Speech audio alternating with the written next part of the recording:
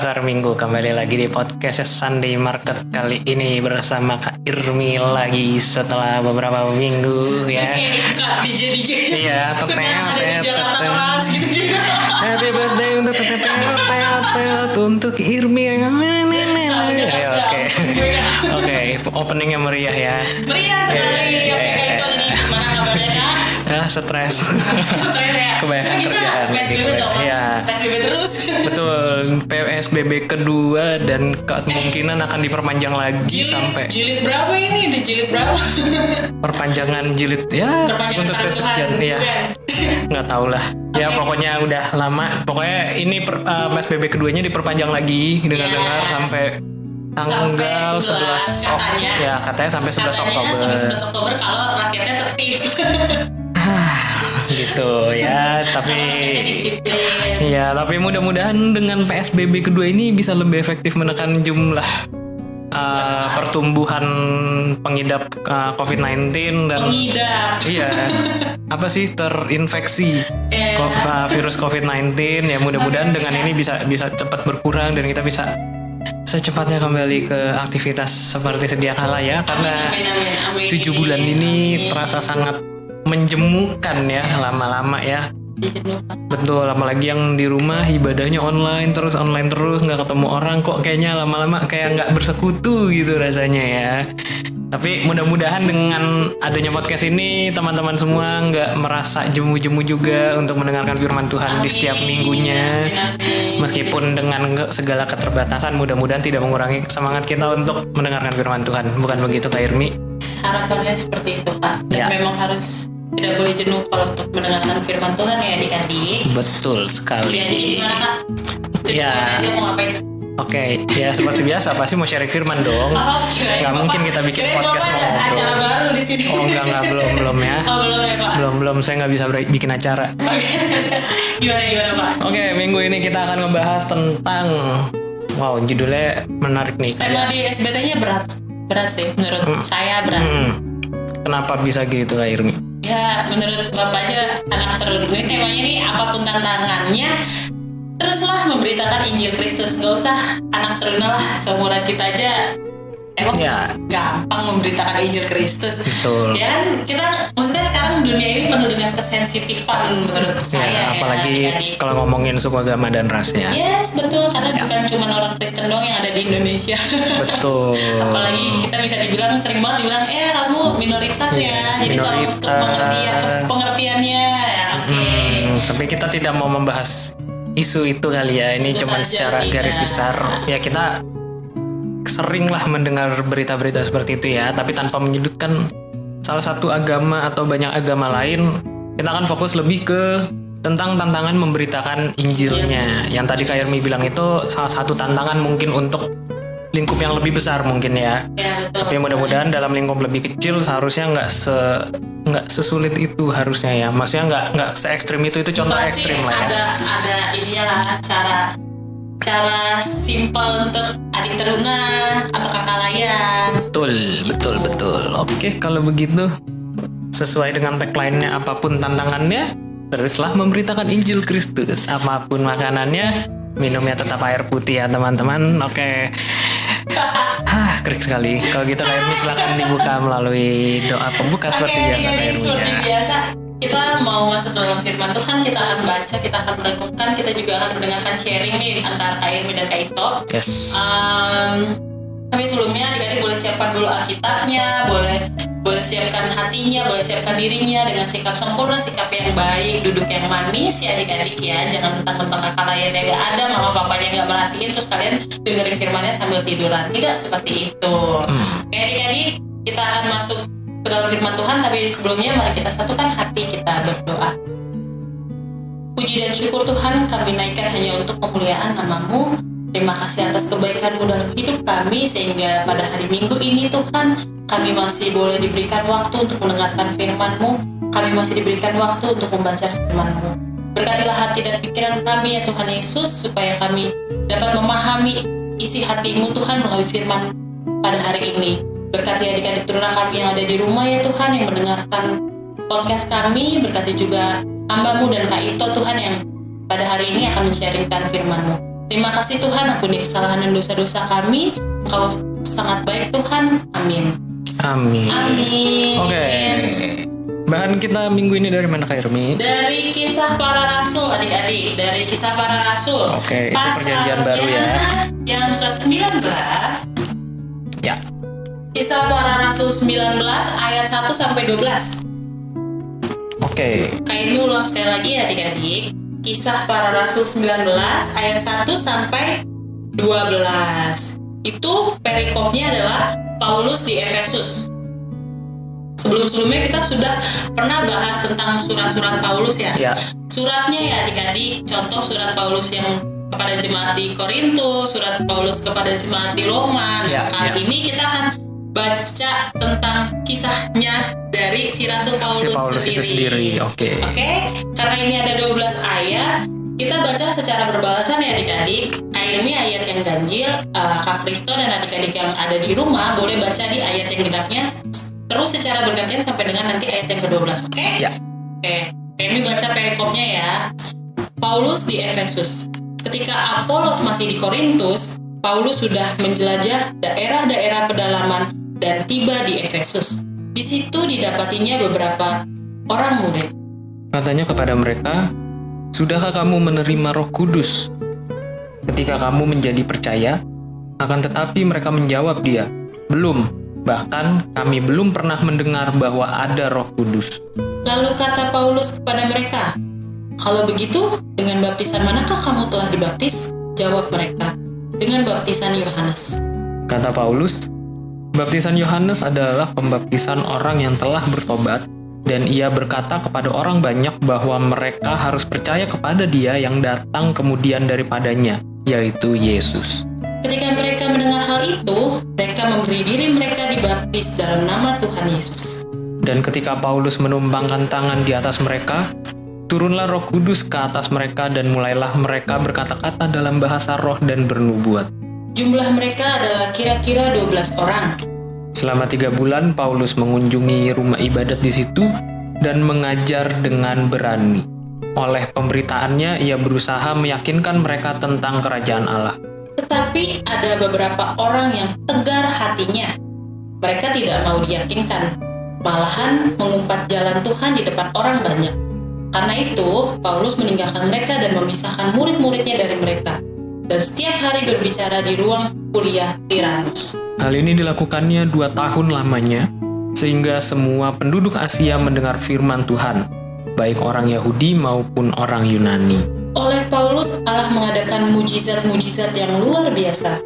Bahkan orang membawa sapu tangan atau kain yang pernah dipakai oleh Paulus dan meletakkannya di atas orang-orang sakit, maka lenyaplah penyakit mereka dan keluarlah roh-roh jahat. Demikianlah firman Tuhan. Oke, berarti kalau dari pasal ini menceritakan kondisi Paulus yang benar-benar ada di Efesus ya, bukan surat Paulus untuk jemaat di Efesus. Ya, betul sekali kayak itu. Jadi kali ini Paulus sendiri yang sedang menceritakan bahwa pada saat beliau ada di kota Efesus, beliau sedang melakukan tugasnya. Tugas apa sih? Tentu saja tugas yang diberikan oleh Tuhan Yesus, yaitu mewartakan Injil Kristus. Nah, sebelum-sebelumnya Paulus sebelum di Efesus, Paulus juga sudah ada di Antioquia, bahkan sudah ada di Korintus, di terjadi keributan di Tesalonika, terus di Athena. Banyaklah beberapa kota yang sudah didatangi oleh Rasul Paulus. Ya. Nah, kali ini kisahnya adik-adik ada di kota Efesus. Kita harus tahu dulu nih kota Efesus. Jadi, kalau kita kemarin pernah bahas tentang kota Korintus ya, Kak Ito ya. Iya. Surat Rasul Paulus kepada jemaatnya yang ada di kota Korintus. Nah, di situ kan dibilang kota Korintus adalah kota pelabuhan yang sangat besar, yang banyaklah berbagai macam jenis jemaatnya, dari yang kastanya tertinggi, terendah, kasta menengah segala macam, mulai dari segi perekonomian. Terus ada juga karena dibilang kota pelabuhan, banyak juga nih dari mana luar namanya? Kota, luar negeri, luar daerah.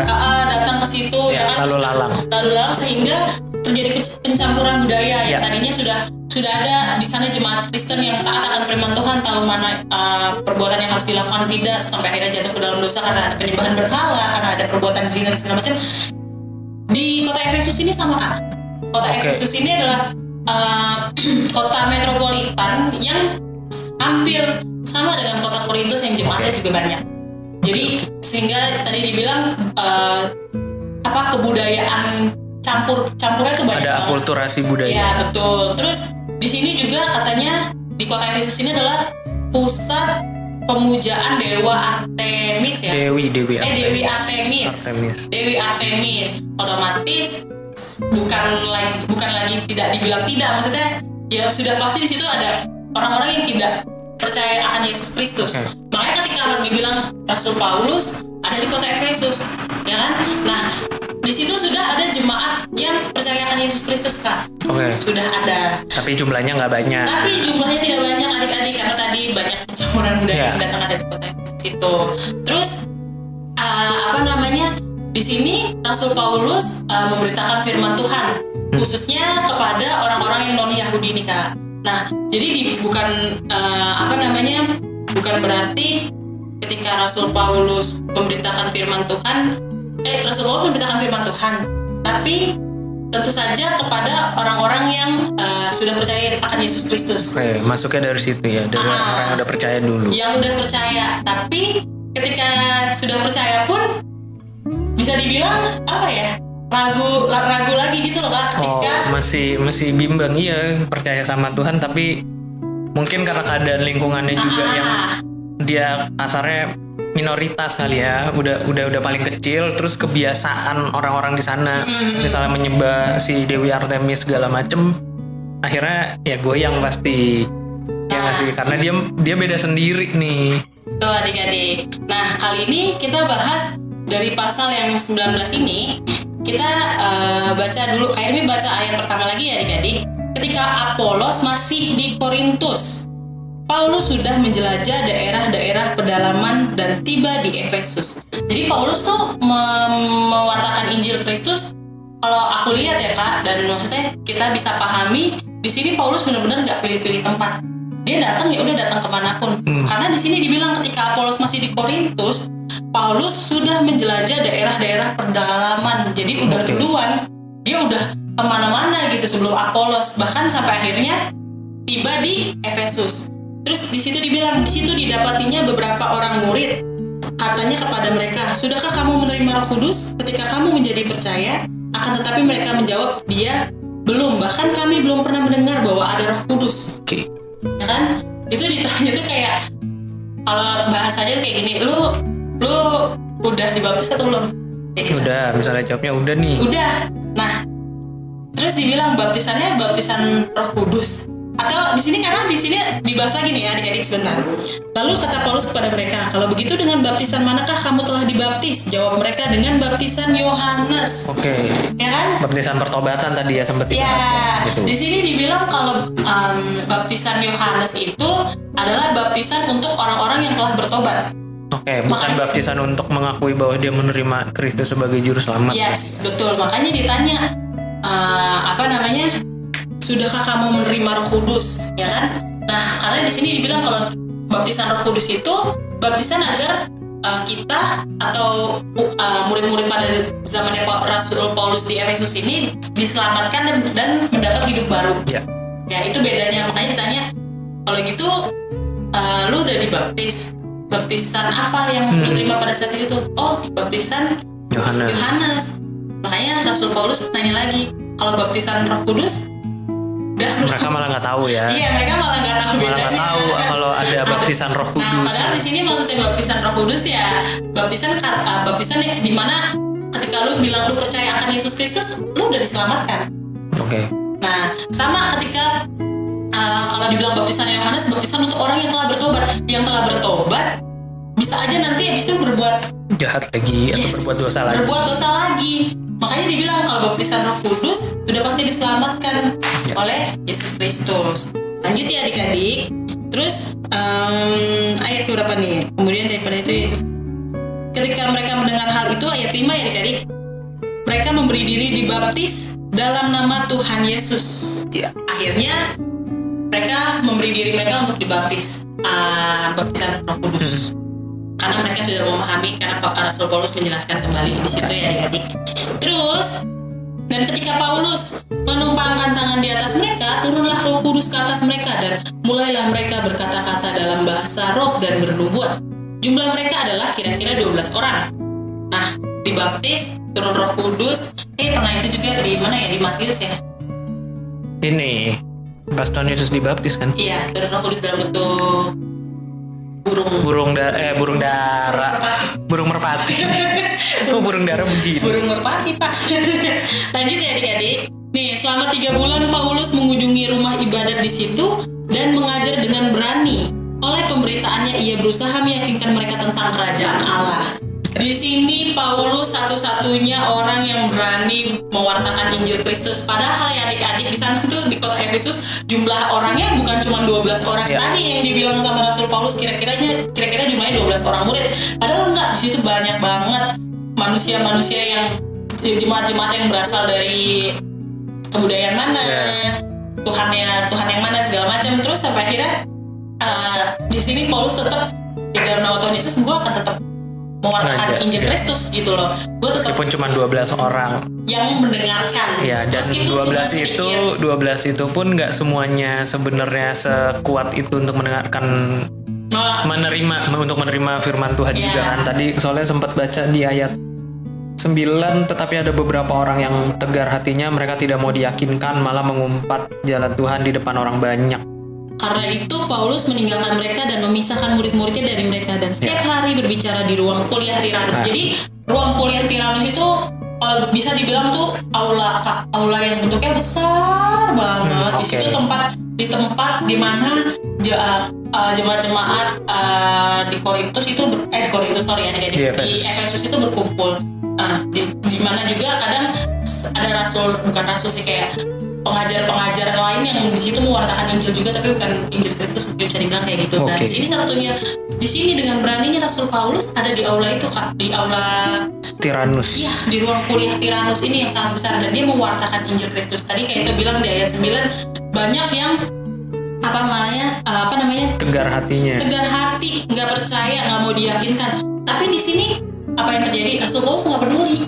Tapi dipisahin juga kan pada akhirnya. Rasul Paulus tidak fokus kepada orang-orang yang tidak percaya akan firman Tuhan. Intinya dia ngajar orang yang mau, yang lagi disampaikan. Dia cuman mau mewartakan Injil Tuhan. Kalau kamu tidak percaya ya sudah, gitu kan. Intinya dia melaksanakan tugas dia dengan sepenuh hati, dan bahkan karena dia nggak mau fokus sama orang-orang yang nggak percaya, ya udah dia memisahkan nih murid-murid dia. Yang benar-benar mau belajar. Karena dia mau fokus adik-adik sama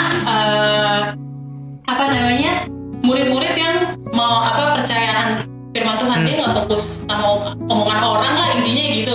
Dia nggak fokus apa kata orang. Intinya saya di sini Rasul Paulus mau mewartakan Injil Kristus. Itu yang terjadi. Lalu dibilang kalau dibilang tantangannya itu tadi, banyak yang nggak peduli, banyak yang menentang Rasul Paulus tidak didengarkan, bahkan mungkin dia dijauhi dan segala macam, terus jadi bahan omongan di kota Efesus. Terus lanjutnya adik-adik, hal ini dilakukannya 2 tahun lamanya, nggak sebentar loh, itu lama banget, sehingga semua penduduk Asia mendengar firman Tuhan, baik orang Yahudi maupun orang Yunani.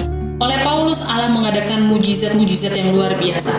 Jadi ketika Rasul Paulus nih adik-adik, Rasul Paulus itu fokus sama apa yang harus dia lakukan. Mewartakan Injil, ya udah dia mewartakan Injil.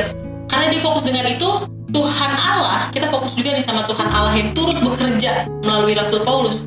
Bahkan di sini dibilang ayat 11, oleh Paulus Allah mengadakan mujizat-mujizat yang luar biasa. Jadi di sini benar, Rasul Paulus tidak peduli dengan apa kata orang.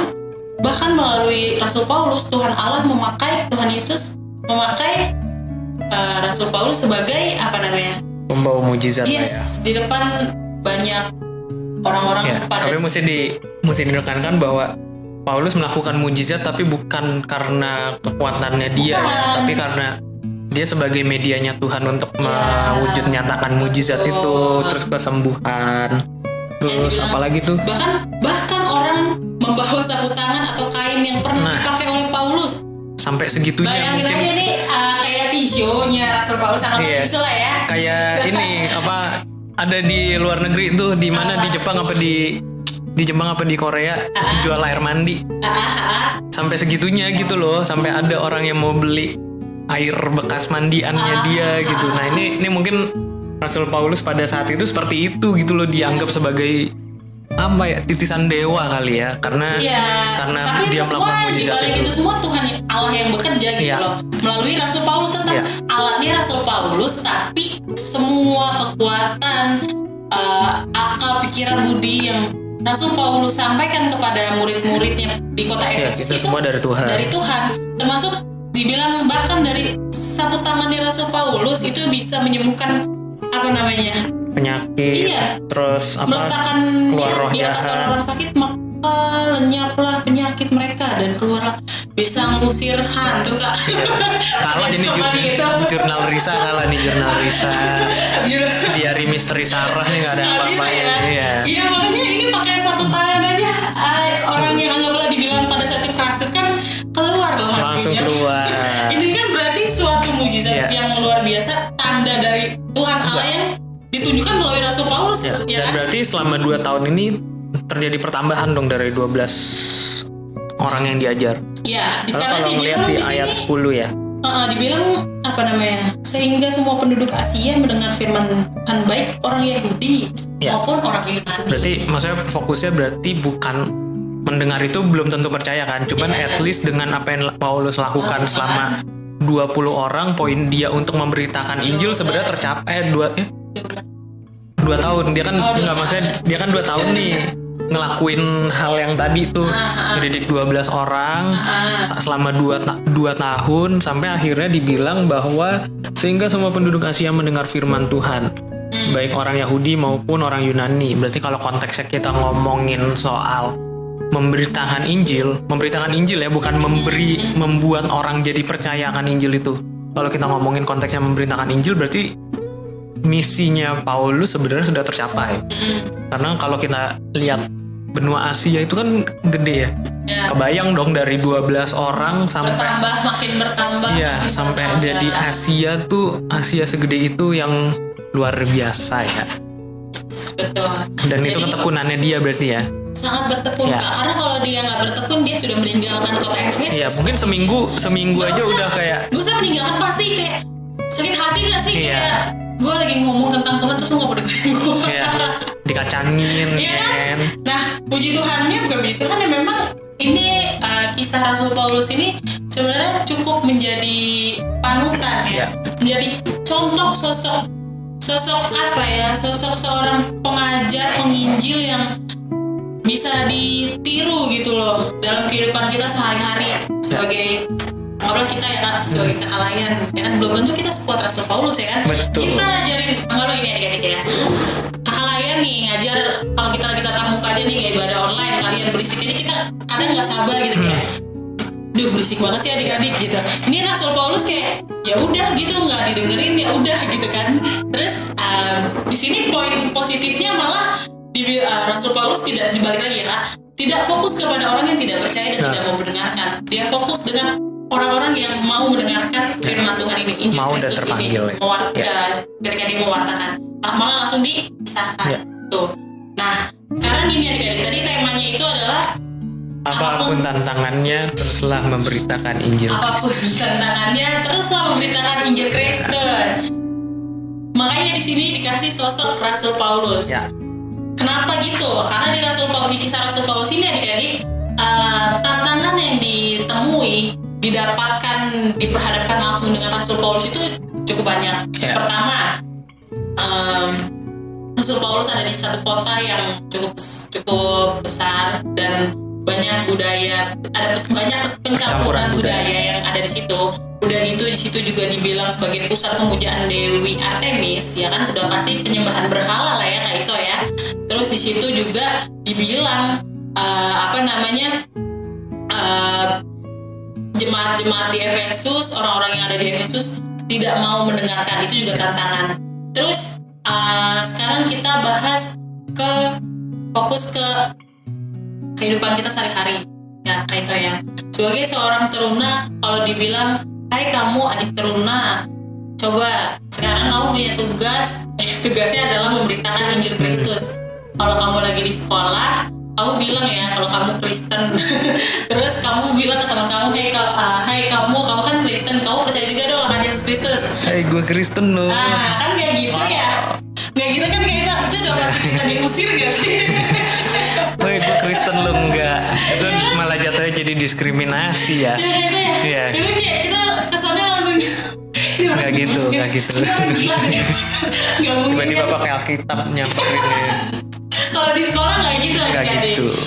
Coba dari Kak Ito sendiri punya contoh simpel nggak hal apa yang bisa Kak Ito lakukan? Kak Ito ya bukan adik lain.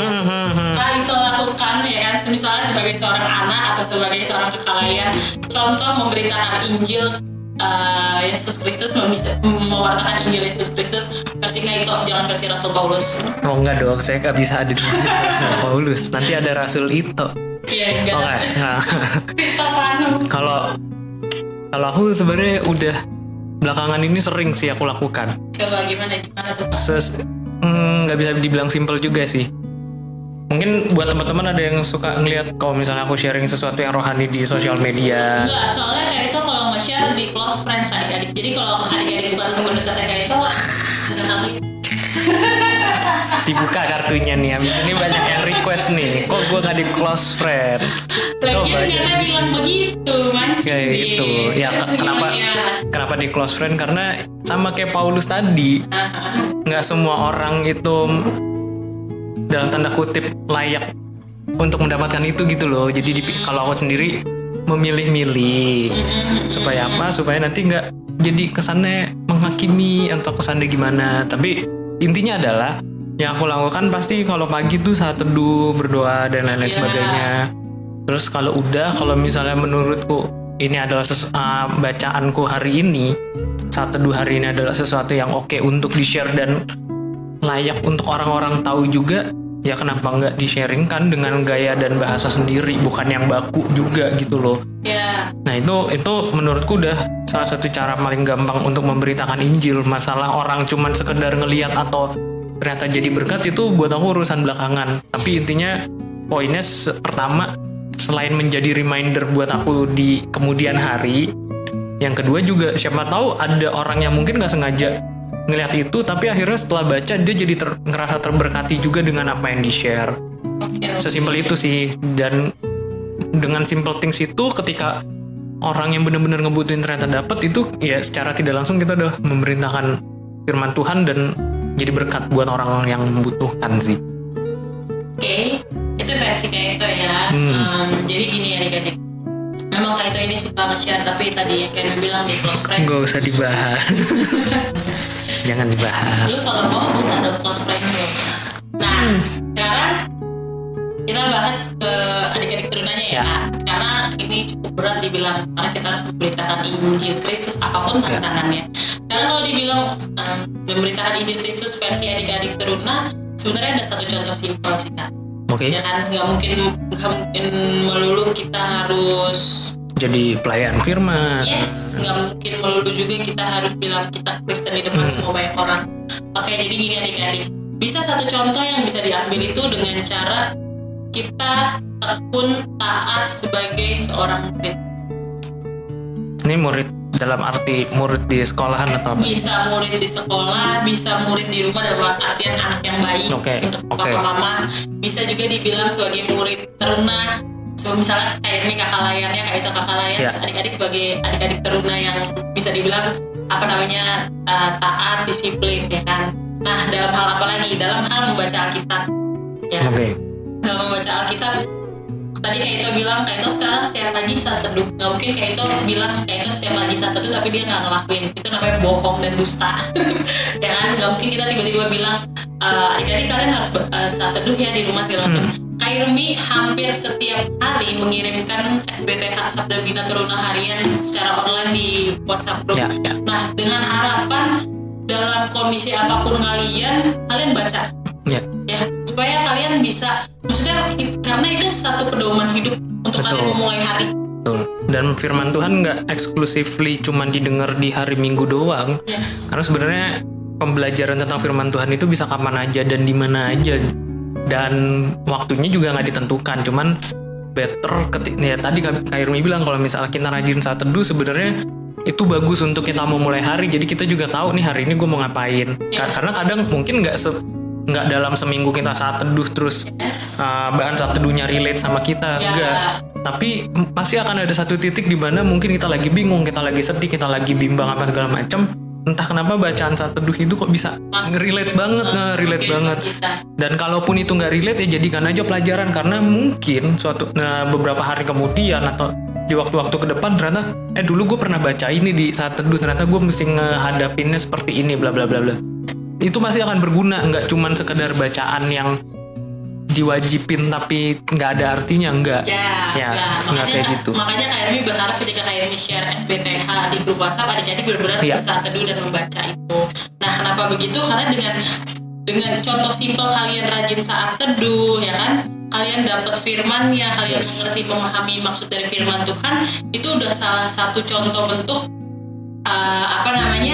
kita sebagai adik teruna yang bisa dibilang memberitakan Injil Kristus. Karena apa? Dari kalian memahami firman Tuhan ini pun, ketika suatu hari nanti kita ada di suatu kelompok, atau kita ada di suatu tempat yang anggaplah itu bisa dibilang misalnya kelompok ini deh kalian tadi kemarin tuh Kak Eki kasih contoh persekutuan pendalaman Alkitab. Kita bisa sharing di situ sama kita, sama teman-teman kita yang seiman sama kita, dan otomatis itu kan membantu teman-teman kita juga ya.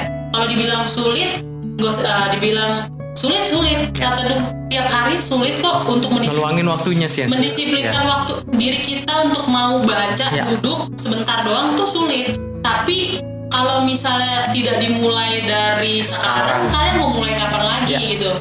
Terus anggaplah kalau relate-nya lagi nih Kak, adik-adik teruna yang sekolah di sekolah negeri, ya kan?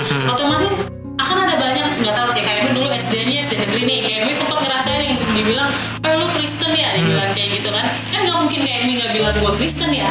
Cuman pada saat itu karena masih SD posisinya, cuman gitu doang, cuman nggak tahu harus apa lagi. Nah, anggaplah sekarang ada yang di teruna, ada yang di SMP-nya SMP negeri, SMA-nya SMA negeri. Terus akan ada banyak pertanyaan kayak, anggaplah misalnya, gue dengar Tuhan lu ada 3, apa segala macam gitu. Nah, that's why kita harus baca firman Tuhan supaya kita paham adik-adik ketika kita dipertanyakan dengan hal-hal seperti itu yang tidak kita duga, kita bisa menjawab. Siap untuk menjawab. Kita siap menjawab. Dan secara tidak langsung sudah memberitakan firman Tuhan juga. Seperti itu, dengan menjelaskan secara baik-baik aja, mereka akan paham, maksudnya Tuhan mereka 3 tuh ternyata nggak seperti yang ada di otak kita ya, gitu. Itu contoh simple banget loh Kak, tapi susah buat dilakuin. Karena kalau nggak ada kemauan juga nggak akan. Nah, selain itu contoh simple yang terakhir nih adik-adik, ketika kita bisa menjadi contoh atau panutan untuk teman-teman kita yang di sekitar kita. Anggaplah kita ada di sekolah, kita tidak mencontek, ya kan? Itu kan juga maksudnya lo menunjukkan sikap kalau menurut aku sih sikap sosok teruna Kristen yang baik gitu loh. Ya kan? Sosok yang bisa diteladani kan? Iyalah, bisa dilihat, ternyata nggak semua orang Kristen tuh attitude-nya jelek ya, segala macam. Misalnya kan kayak ini nggak tahu ya, maksudnya pergumulan adik-adik, perjalanan hidupnya apa segala macam kan beda-beda. Ketika ada di lingkungan keluarga seperti apa, di lingkungan sekolah seperti apa, apalagi sekarang online, sekolah online segala macam. Anggaplah lu belajar online, contoh simpel lagi, ketika kita nge-zoom, gurunya ngomong, kita nggak kasih buka video. Itu kan lu nggak menghargai orang yang sedang mengajar. Biasanya screen-nya dimatiin nih kameranya, terus di-mute, terus tiduran, main game. Itu kayak Ermi marah banget sih kalau kayak gitu. Adik Ermi kadang kayak Ermi marahin, gue langsung suruh duduk lah, lu dengerin tuh. Marco, Maria, Marco. Nah itu menurut aku nih contoh simpel banget nih Kak, yang bisa kita lakuin sebagai seorang teruna yang bisa dibilang memberitakan Injil Kristus. Dari attitude, ya kan? Betul. Dari sikap kita. Itu sih adik-adik. Makanya kayak ini ulang sekali lagi ya, perjalanannya Rasul Paulus ketika ada di kota Efesus itu nggak gampang. Tantangannya banyak, tugas dia adalah memberitakan Injil Kristus. Nah, kita harus bisa menjadi Rasul Paulus di masa-masa kini, yang ketika kita ditempatkan di suatu tempat yang memang kita harus mewartakan Injil Kristus melalui sikap kita, melalui perkataan kita, pola pikir kita lakukan. Kita tidak peduli dengan apapun nanti tantangannya, yang meskipun nanti sulit, tapi kita serahkan ke dalam kita serahkan kepada Tuhan. Kita percaya penuh apa yang kita lakuin, yang penting kita lakuin yang terbaik. Karena pasti Tuhan akan mampukan kita untuk menjadi pewarta Injil Kristus yang baik di tengah-tengah kehidupan yang lagi sulit ini aja. Intinya ketika Tuhan udah mengutus, dia juga pasti akan memperlengkapi kita, memampukan kita. Jadi jangan pernah takut. Gak mungkin ditinggalin kok, Yes. pasti, dan percaya. Tapi ya itu tadi, mulai dari diri sendiri, baca Alkitab, saat teduh, berdoa. Jangan tinggalin itu. Jadilah murid yang baik yang mau mendengarkan dulu. Dan jaga hubungan pribadi dengan Tuhan ya sih. Karena kalau kita nggak intim sama Tuhan, kita nggak kenal Tuhan kita siapa, ya apa yang mau kita wartakan juga. Yes. Gitu sih. Udah sih itu aja aku. Ya.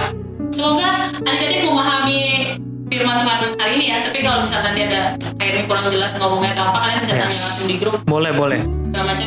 Ini teman-teman boleh banget untuk sharing juga kali ya. Maksudnya jangan karena pandemi terus ngedengar sharing firman online terus udah gitu. Tapi kalau misalnya memang ada yang mau ditanyakan, ada yang mau di-sharingkan, pelayan PT open banget kok untuk mendengarkan keluh kesah kalian atau pertanyaan kalian.